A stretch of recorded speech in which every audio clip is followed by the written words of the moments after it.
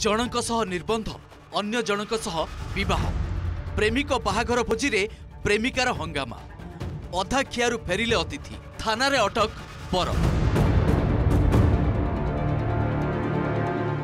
राजधानी भुवनेश्वर रे एभली घटना को नहीं सबुठी चर्चा ए हेउछि तार दृश्य।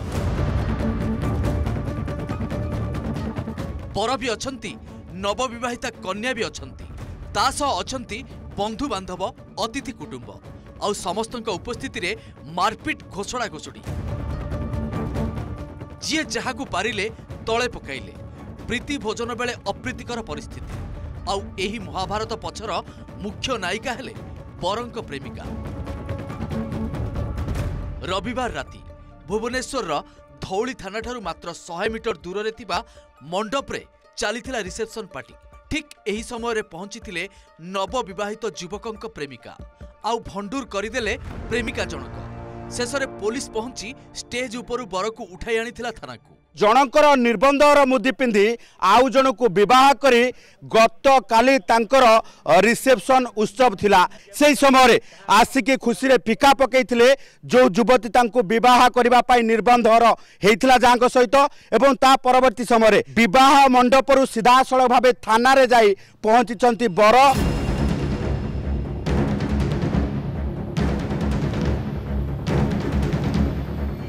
युवती अभियोग 2021 रु एही युवकंक सह थिला प्रेम संपर्क। गत वर्ष मार्च रे दुई परिवार सहमति सरीथिला उभयंक निर्बंध भी किंतु वर्षे परे तांको विवाह न करी अन्य जड़े युवती को करथिले विवाह ता पुणी अगोचर रे। आउ रविवार एही मंडप रे आयोजन करथिले रिसेप्शन पार्टी। एही खबर पाई लिंगराज और धौली थाना पुलिस को धरी पहुंची प्रेमिका आउ हंगामा करथिले एभली भाबे। स्थिति एभली हैला जे खाद्य पदार्थ छिनछत्र हो जाइतिला। गंडगोल हेबारु निमंत्रित अतिथि भी फेरी गले मुह मोड़ी। पिसार तो आसला ता भितर पशिले हम पिसार देखि गलु ता भितर खाली सुनुनी जे से झिया कोन मोदी नै जाइसंती कोन पैसा के जान नैसंती आ कोन फोन ता नै जंती एम सब सुनिलु।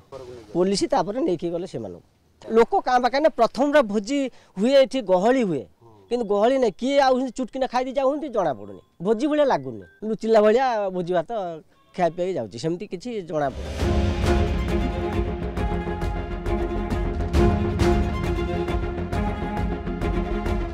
तबे युवती एतला आधार रे लिंगराज थाना पुलिस बीएनएस धारा 318/4 अर्थात ठकेई मामला रुजु करिछि। तासह धारा 41 अनुसार शर्तमूलक भाव नोटिस देई छाड़ी संपृक्त युवक कह युवक जनक युवती पक्षर खर्च होइथिबा निर्बंध बाबद अर्थ सह मुदी फेरस्त पई उभय पक्ष मध्य राजीनामा होइछि।